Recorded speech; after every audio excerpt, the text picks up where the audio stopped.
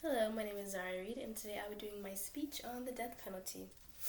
I'm pretty sure we're all aware about what the death penalty is that we have in America. I want you guys to just think about how justifiable the penalty is to you. There are many people that will agree that the death penalty is justifiable in cases of deterring criminal activities and lowering homicidal rates. But the truth of the matter is that there is currently no evidence that shows that the death penalty deters crime any better than long-term imprisonments do. In today's speech, I will go over how the death penalty is morally wrong and should be abolished. Due to certain religious beliefs that I have been and currently am against the death penalty, and I believe that sometimes the severity of the punishment does not always meet the crime that was done.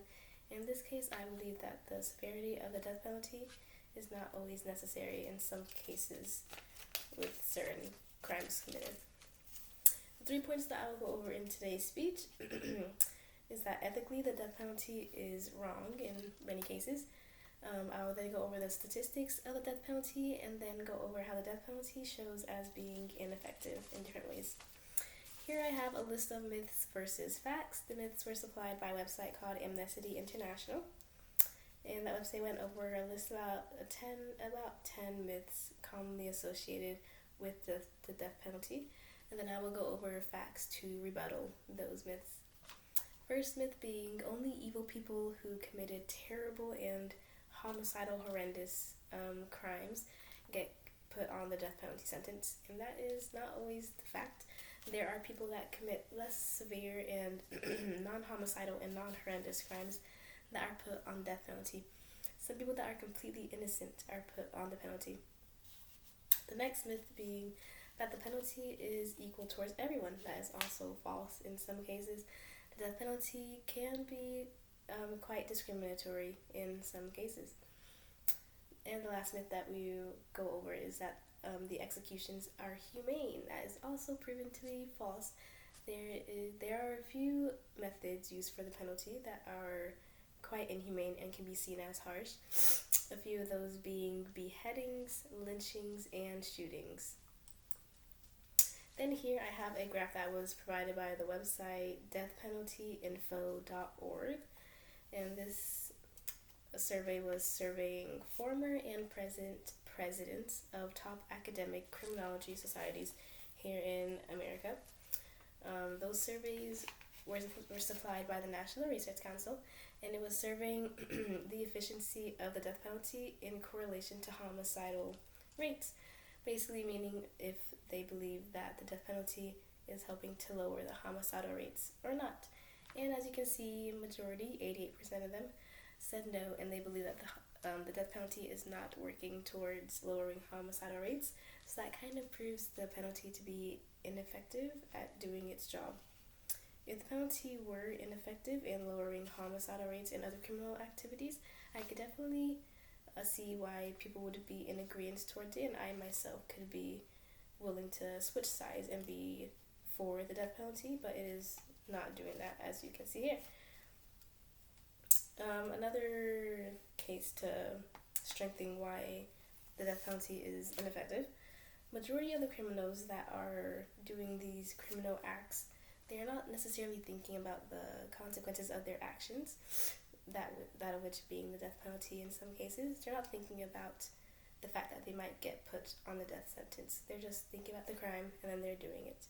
So the death penalty is not necessarily steering away criminals from doing what they're going to do at the end of the day. And then here I have a picture of different men that have been innocently executed by the death penalty. Not only have they been innocently executed, but it took on average 30 years for the court and government to discover their innocence. This proves that the court and government do not have a secure way of protecting innocent people from getting executed by it, and if they are not able to protect lives, innocent lives, then the death penalty should not be in order at all.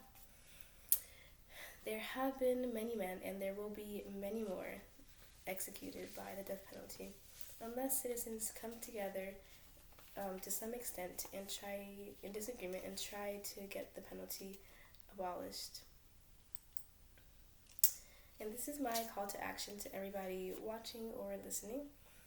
For those that may have been previously against the death penalty, I will encourage you to go out and do the research on your own after this also, and just consider switching sides and consider that the death penalty is not always the answer and should not always be the answer in many cases.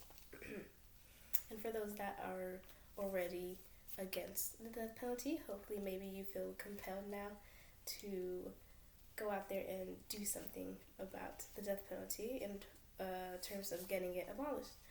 Ways we can be against the death penalty, obviously don't support it, and then we can find different petitions that are working towards abolishing the death penalty. There's a certain website, deathpenaltyaction.org, that is raising signatures, and then with enough signatures they're going to send it to Congress and try and get the death penalty abolished.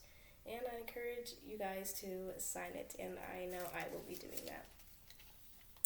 There are many reasons why the death penalty should be abolished. The penalty can be seen as ineffective, inhumane in some cases, discriminatory, and it does, in the end of the day, it does not help to deter crime. Criminals are only going to still do their criminal activity, and homicidal rates will continue to go up and not down by the death penalty. So with that being said, let's get rid of the death penalty. Thank you.